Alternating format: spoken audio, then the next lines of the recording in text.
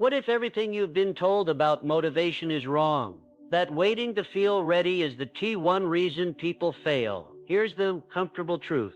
Success doesn't care about your feelings. You've got goals. Maybe it's starting a business, getting fit, or writing that book. But here's the problem. You keep waiting for the perfect moment. Newsflash, it doesn't exist. The difference between dreamers and doers? One brutal habit, forcing action daily, even when every cell in your body resists. The myth of motivation. Let me tell you something that might sting a little. Everything you believe about motivation is backwards. You've been sold this beautiful lie that one day you'll wake up bursting with energy and inspiration. And that's when you'll finally take action on your dreams. But here's the hard truth. That day never comes for most people. And the ones who do succeed, they figured out the dirty little secret. Motivation doesn't come first. Action does. Think about the last time you really didn't want to do something. Maybe it was dragging yourself out of bed early. Maybe it was hitting the gym when you were exhausted. Maybe it was making that phone call you'd been dreading. Remember how every fiber of your being resisted. Now remember what happened after you actually started. After about 10 minutes, something shifted. The resistance faded. You found your rhythm. Maybe you even started enjoying yourself. That right there is the entire game. Your brain is like a stubborn old mule. It hates change, it hates discomfort, and it will come up with the most creative excuses to keep you exactly where you are. I'll start tomorrow. I'm not in the right mood. I need more information first. These aren't reasons. They're resistance in disguise. And the only way past them is through them. Here's how it really works in the real world. Action creates momentum. Momentum creates motivation. Motivation creates more action. But the cycle always starts with forcing that first action, regardless of how you feel. Every successful person you admire has mastered this. They don't wait to feel like working. They work until they feel like it. Consider the writer who waits for inspiration. Days pass, then weeks. The blank page mocks them. Now consider the writer who sits down every morning at 7 a.m. and writes 500 words. Rain or shine. Who do you think actually finishes books? It's not about talent. It's not even about ideas. It's about showing up when you don't want to. This is why so many people never get anywhere. They're waiting for some magical internal shift that never arrives. They think motivation is the spark, when in reality it's the flame that only appears after you've started rubbing the sticks together. The ancient warriors knew this. The great inventors knew this. The world changers throughout history knew this. They all faced the same resistance you do. The difference? They acted anyway. Your feelings are liars when it comes to growth. They'll tell you to stay comfortable, to avoid risk, to put things off. But here's what they don't tell you. The regret of inaction is infinitely more painful than the discomfort of action. 5 years from now, you won't remember how hard it was to start. You'll only remember that you did, or that you didn't. So how do you apply this? First, recognize resistance for what it is. Not a sign to stop, but a sign you're on the right track. That discomfort means you're growing. Second, lower the barrier to starting. Tell yourself you'll just do 5 minutes. Just write one paragraph. Just make one call. Third, track your streaks. Nothing builds momentum like seeing your progress in writing. Finally, remember this. The person you'll become is shaped by what you do when you don't feel like doing it. This isn't about willpower. It's about wisdom. The wisdom to know that feelings follow actions, not the other way around. The wisdom to understand that motivation is earned through effort, not granted by some cosmic inspiration fairy. The wisdom to force yourself to start, especially when every excuse in the world seems justified. The 5-second rule. There's a war happening in your mind every single day, and chances are you're losing it without even realizing. The moment you think about doing something important, something that matters, your brain launches a full-scale attack. Do it later. You're not ready. What if you fail? And here's the scary part. If you hesitate for even a few seconds, that mental mutiny wins. But there's a weapon so simple it seems ridiculous. Counting backward from 5. This isn't some self-help gimmick. It's neuroscience. Your brain has about a 5-second window between thought and action before your prefrontal cortex, the part responsible for rational decision making, gets hijacked by your primitive survival instincts. Those instincts have one job: keep you safe, comfortable, and unchanged. They don't care about your dreams. They'll sabotage you with expert precision if you let them. Think about how many times you've had a great idea only to talk yourself out of it moments later. That impulse to reach out to someone important, to start that project, to take a risk, gone in a flash, replaced by doubt and delay. Now imagine if you had moved within those 5 seconds. The resistance wouldn't have had time to mount its defense. You'd be acting before your fears could catch up. The rule is stupidly simple. The moment you think of an action that aligns with your goals, count 5, 4, 3, 2, 1 and physically move. Don't debate. Don't analyze. Don't think about it. Your thinking got you where you are now. Movement creates change. When you hit one, you act. It doesn't matter if you don't feel ready. It doesn't matter if conditions aren't perfect. The magic is in the immediacy. This works because it bypasses your habitual thought patterns. You're not giving your brain time to come up with excuses. You're essentially short-circuiting your own resistance. It's like jumping into cold water. The anticipation is worse than the actual plunge. The 5-second rule gets you past the anticipation phase where most dreams die. Try it right now with something small. Notice the resistance to even doing that. That's your proof of concept. That hesitation is what's been holding you back your whole life. Every unrealized goal, every missed opportunity, every what if stems from that tiny space between knowing what to do and actually doing it. The 5-second rule collapses that space. The applications are endless. Waking up when the alarm goes off instead of hitting snooze. Speaking up in meetings instead of staying quiet. Starting your workout instead of scrolling social media. Each time you use it, you're rewiring your brain. You're teaching yourself that action, not overthinking, is your default setting. But here's the critical part. You have to move physically on one. Not think about moving. Not plan to move. Move, stand up.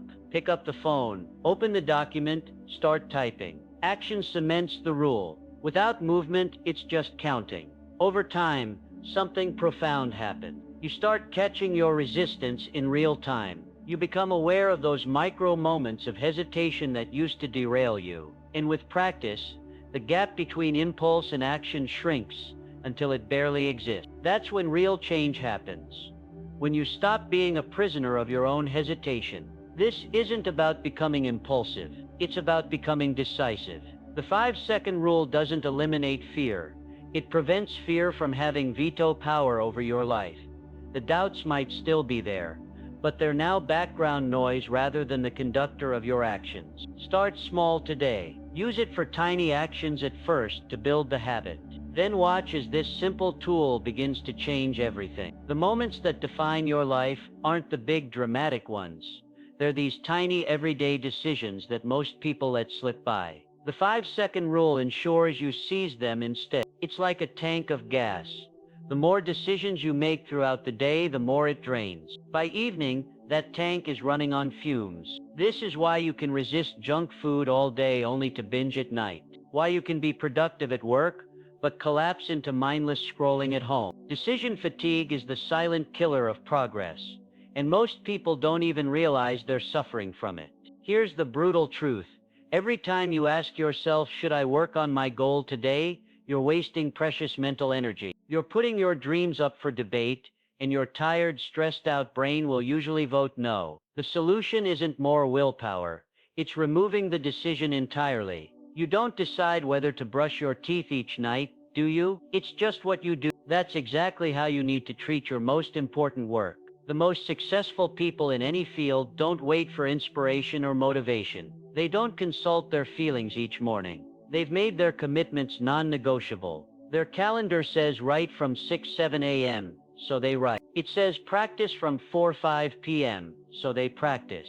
There's no internal debate, no mental wrestling match. The decision was made long ago, back when their willpower tank was full. This is how you outsmart your future self. Because your future self is lazy. Your future self will come up with the most creative excuses. Your future self will swear today is different, that you'll make up for it tomorrow. But tomorrow never comes. The only way to win is to take the choice away from your future self entirely. Start by identifying your most important daily action, the one thing that if you did it every single day would change everything. Then schedule it like you would a doctor's appointment. Not maybe or if I feel like it. Specific time, specific place, specific action. Monday, Friday, 6:30 a.m. Kitchen table, write 500 words. That's it. No alternatives. No plan B. When that time comes, you're a machine executing a program. The mental work happened during scheduling. Now it's just doing. What about emergencies? What about truly exceptional circumstances? Fine, have an opt-out clause, but make it painful. Make yourself write down exactly why you're skipping. Then read it aloud. You'll find 99% of your excuses can't survive this simple test. I'm too tired sounds reasonable in your head but pathetic when spoken out loud. The magic of this approach is cumulative. At first you're relying on discipline, then it becomes habit, then it becomes identity. I'm someone who writes every morning is infinitely more powerful than I'm trying to write more. One is a fact, the other is a will. This isn't about rigidity, it's about freedom. Freedom from constant decision-making. Freedom from guilt and shame about what you should be doing.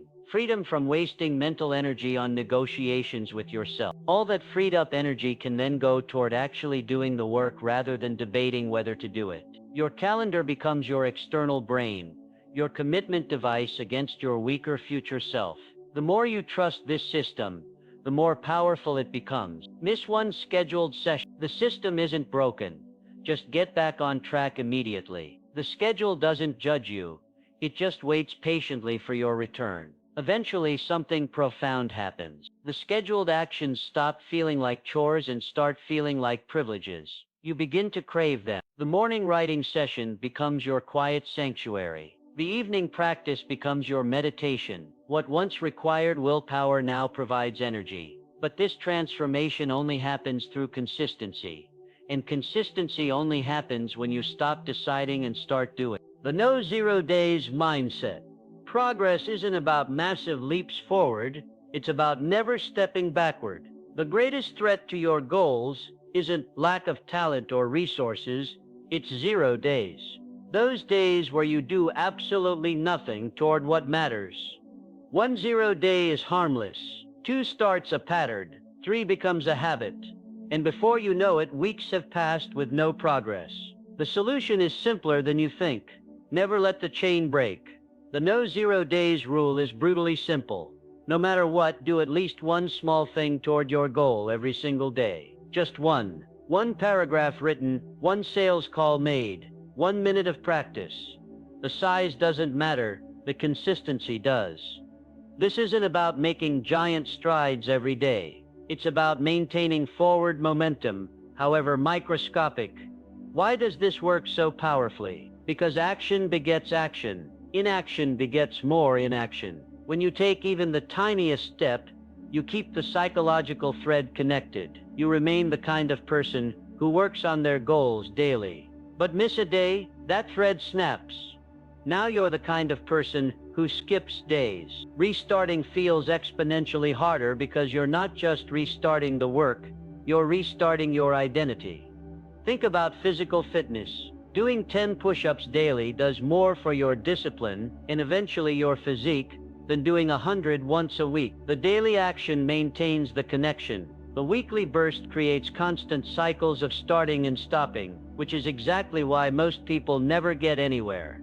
The beauty of the no 0 days approach is its mercy. On days when you're sick, exhausted, or overwhelmed, the bar lowers but never disappears. Just open the document and write one sentence. Just put on your workout clothes and do one stretch.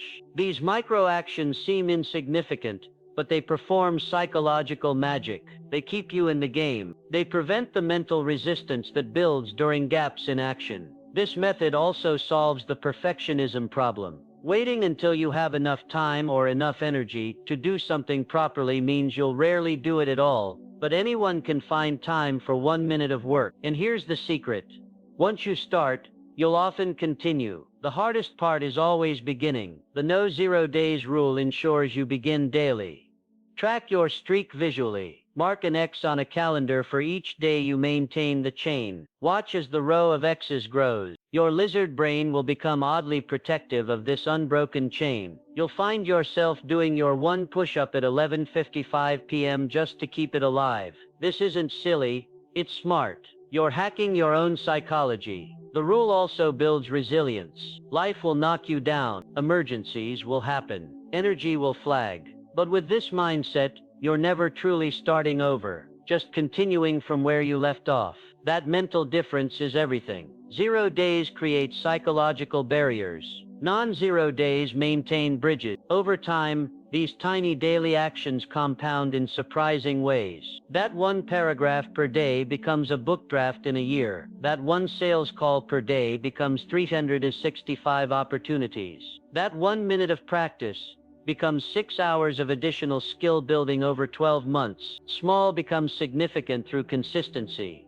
But the greatest benefit isn't measurable. It's the quiet confidence that comes from knowing you can count on yourself, that no matter what life throws at you, you'll show up for your dreams in some small way. This self-trust becomes the foundation for all other achievements, because in the end, the person you become is shaped by what you do daily, not occasionally. Pain is your compass. There's a hidden map inside you, one that most people ignore. It doesn't lead to comfort. It doesn't point toward easy. It guides you straight to the things that scare you the most. That knot in your stomach when you think about making the call, the tightness in your chest when you imagine putting your work out there, that's not fear trying to stop you. That's your future self trying to pull you forward.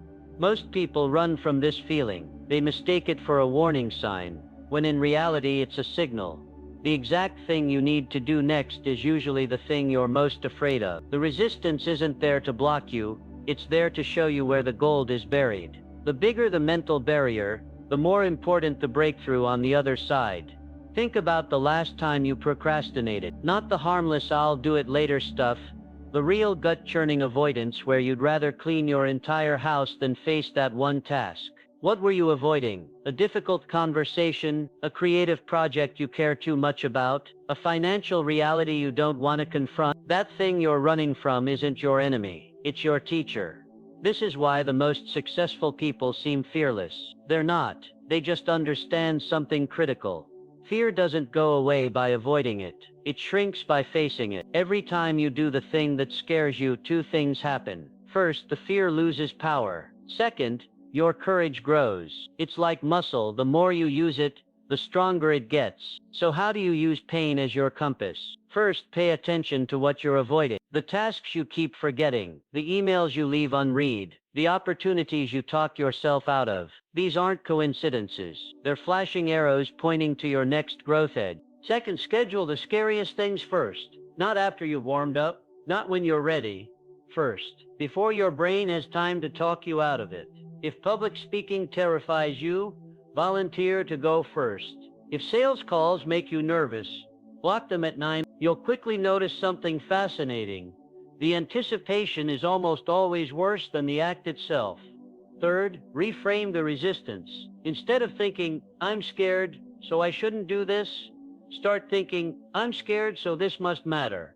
That shift alone changes everything. The fear stops being a stop sign and starts being a GPS.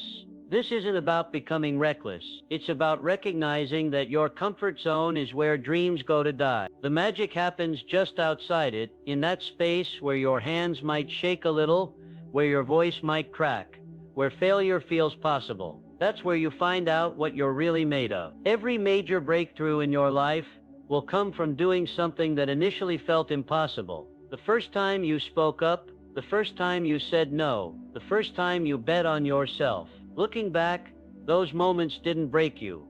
They built you. The same will be true of whatever you're facing now. So the next time you feel that familiar resistance, don't run, lean in. That discomfort isn't your limit, it's your launch pad. The things you're most afraid to do are usually the exact things you need to do to become the person you want to be. The 2-minute trick.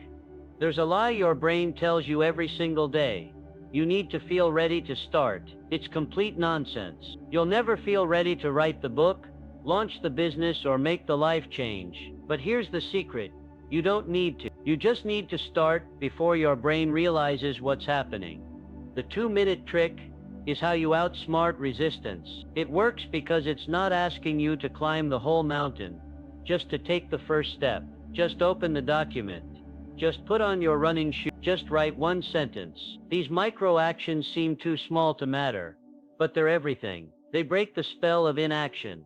Think about Newton's first law. Objects in motion stay in motion. The same is true for people. The hardest part of any task is overcoming the initial inertia, getting from 0 to 1. Once you're moving, continuing is infinitely easier. The 2-minute rule gets you to that critical point of motion. Here's why it works psychologically.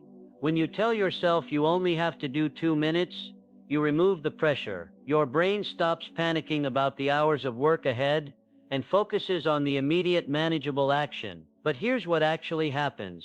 Once you start, you often keep going. That 2 minutes of writing turns into 20. That short walk around the block turns into a full workout.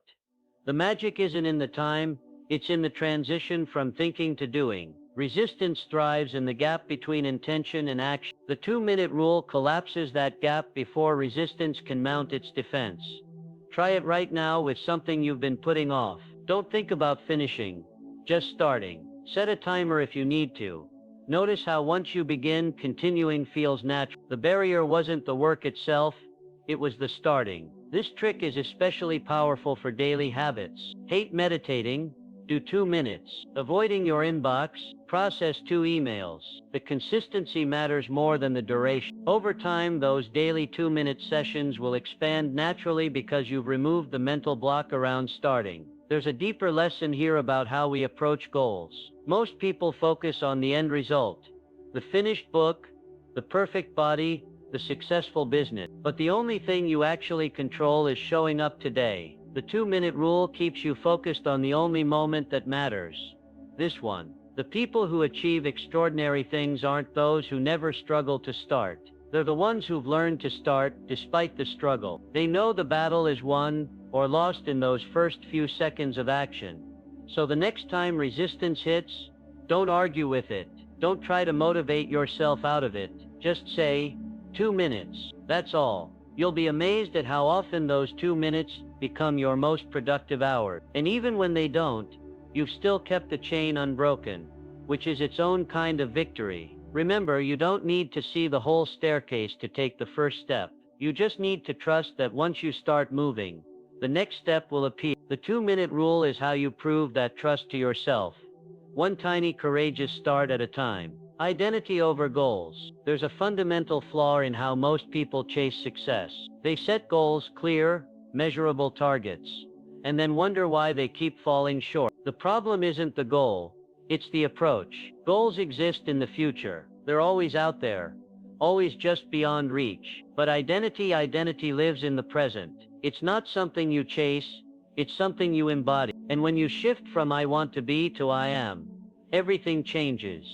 Think about the difference between saying, I want to be fit, and I am someone who prioritizes health. The first is a wish. The second is a fact. One keeps you waiting for a future version of yourself to show up. The other requires you to act like that person right now. That's the secret. You don't achieve goals to become the person, you become the person to achieve the goal. This isn't semantics.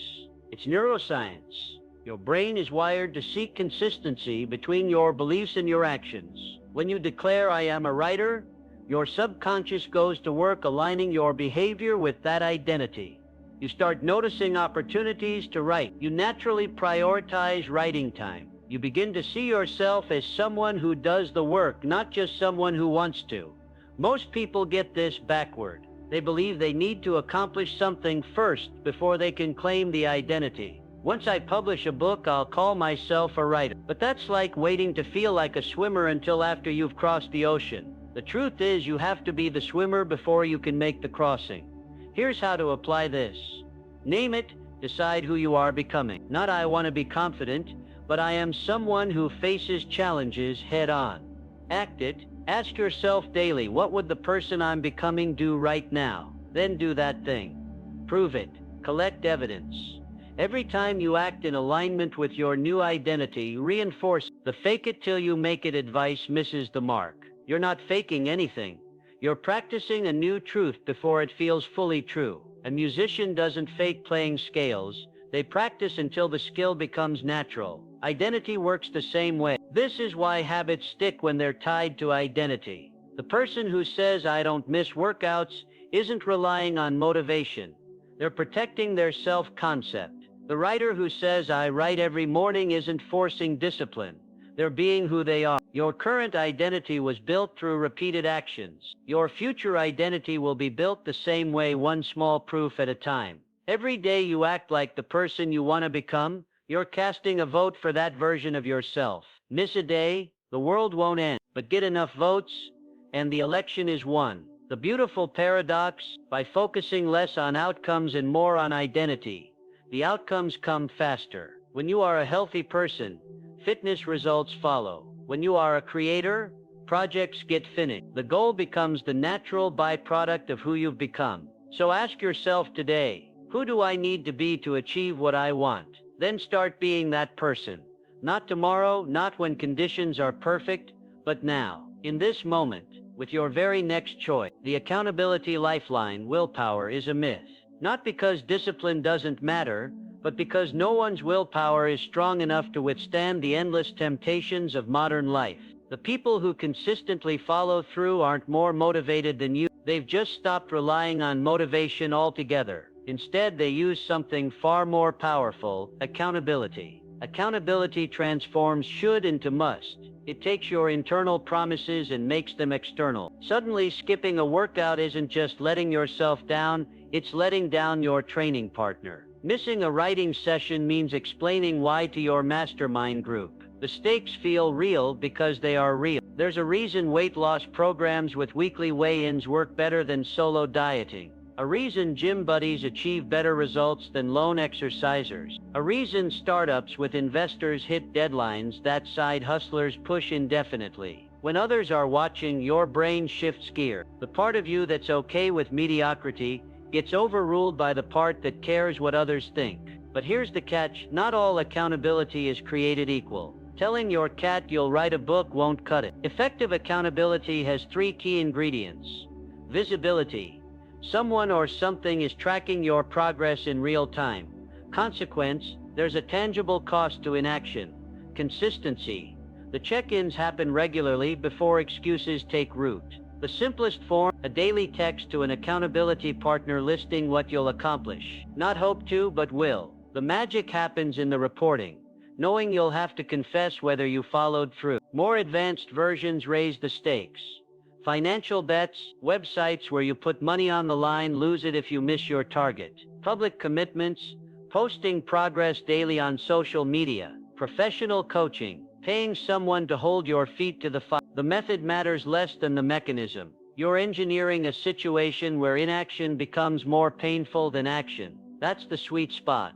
Why does this work so much better than solo willpower? Because willpower is finite. It drains throughout the day. It weakens under stress. But accountability creates external structures that persist even when your internal resolve falters. Think of it like training wheels for discipline. At first, you need them to stay upright. Over time, as your identity solidifies, "I'm someone who delivers," you may need them less. But even elite performers use coaches, deadlines, and peer pressure to stay sharp. The most powerful accountability systems combine multiple layers. A writer might commit to a weekly word count with their editor. Professional consequence: post daily snippets on Twitter. Social pressure: use an app that donates to a hated cause if they miss a day. Financial sting: that writer isn't relying on inspiration. They've built a cage around their excuses. Start small today. Choose one daily action and one accountability method. Notice how your relationship to the task changes when someone else is watching. Over time, expand the system. Add stakes. Add witnesses. Because in the end, your dreams shouldn't depend on your fluctuating willpower. They deserve something sturdier. A structure that holds you up when your motivation runs out. That's what accountability provides. Not more discipline, but smarter systems. Not just hoping you'll follow through, but ensuring you must. Progress, nay, perfection. The greatest enemy of achievement isn't failure. It's the endless pursuit of perfection. That nagging voice that says, "not yet," It's not ready. Just a little more tweaking. Meanwhile, opportunities pass. Momentum stalls. The world moves forward while you're stuck in an endless loop of preparation. Here's the hard truth. Perfect conditions don't exist. Perfect timing doesn't exist. Perfect work doesn't exist. What does exist? The power of starting before you feel ready. The magic of shipping something, anything, rather than polishing nothing forever. Think about every great creator you admire. Their early work was rough. Their first attempts were flawed, but they had one quality that set them apart. They didn't let imperfection stop them. They understood that refinement happens after launch, not before. That feedback comes from real users, not hypothetical scenarios. That momentum builds through action, not contemplation. Your brain will fight this. It will whisper that you need more research, more practice, more credentials. But ask yourself, would you rather have a perfect plan that never sees daylight or an imperfect product that actually exists in the world? The messy draft can be edited. The empty page stays empty. This isn't about lowering standards. It's about redefining what ready means. Your first version isn't your final version. Your initial offering isn't your masterpiece. But without the first step, there is no journey. The painter doesn't wait for perfect brushstrokes. They paint until the strokes improve. The entrepreneur doesn't wait for the flawless pitch. They pitch until it sharpens. The fear behind perfectionism isn't about quality, it's about vulnerability. Putting unfinished work into the world feels risky because it is. People might criticize, they might misunderstand, but they also might engage, support, and help you grow. The alternative, silence, obscurity, wondering what if while others take action. So how do you break free? Set deadlines, not standards. I'll publish this by Friday works better than I'll publish when it's perfect. Embrace versioning. Label your work version 1 to remind yourself it's a starting point. Seek feedback early. Let real people shape your work instead of imaginary critics in your head. The most successful people aren't those who never fail.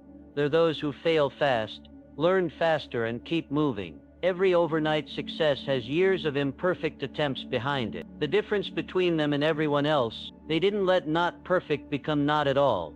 Your work matters more than your worries. Your voice deserves to be heard even if it cracks on the first note. The world needs what you have to offer, not a polished version of it that never arrived. The legacy question. Every night as your head hits the pillow, there's one question that cuts through all excuses, all rationalizations, all procrastination. Did my actions today honor the person I claim to be? This isn't about guilt or shame, it's about alignment. The distance between who you say you are and what you actually do is where self-respect either grows or withers. You can lie to others, you can even lie to yourself during daylight hours, but in that quiet moment before sleep, the truth whispers back. Most people live in a fog of good intention. I'm going to write a book someday. I'll start that business eventually. But intentions without action are self-deception. The legacy question pierces through that fog by forcing you to confront the only evidence that matters. Your daily choices. Think about the identities you hold dear. I'm a writer.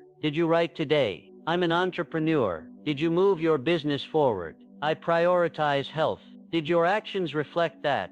If not, you're not failing your goals. You're betraying your own self-concept. This nightly audit works because it operates on identity, not just outcomes. It's not did I succeed today, but did I show up as the person who succeeds? That subtle shift changes everything. Maybe the results didn't come, but did you do what the kind of person who gets results would do? The power lies in its simplicity. No complicated metrics, no lengthy journaling, just one piercing question that exposes the gap between aspiration and action. Over time, something remarkable happens. You start making different choices during the day because you know you'll have to face yourself at night. This practice also reveals uncomfortable truths. Maybe you don't actually want what you say you want. Maybe the identity you're clinging to is outdated. Maybe it's time to either change your actions or change your claims. Both paths lead to greater integrity. For those serious about growth, the legacy question becomes a compass. When deciding between scrolling social media or working on your project, you ask, which choice will let me answer yes tonight? It's not about being perfect, it's about being intentional. Some days the answer will be weak. That's fine. The point is to strengthen the connection between who you are and who you're becoming. Try it for 7 nights. Watch how your days begin to shift. Notice how your small choices start aligning with your bigger picture. The legacy you leave isn't built in grand gestures. It's crafted through daily, consistent actions that prove who you really are. In the end, we don't remember most of our days, but we live with the person we became through them. Make sure you like who that is. At the end of your life, you won't regret the actions you took, only the ones you didn't. Every great empire, invention, and legacy began with someone forcing themselves to act before they felt ready. Your turn starts now.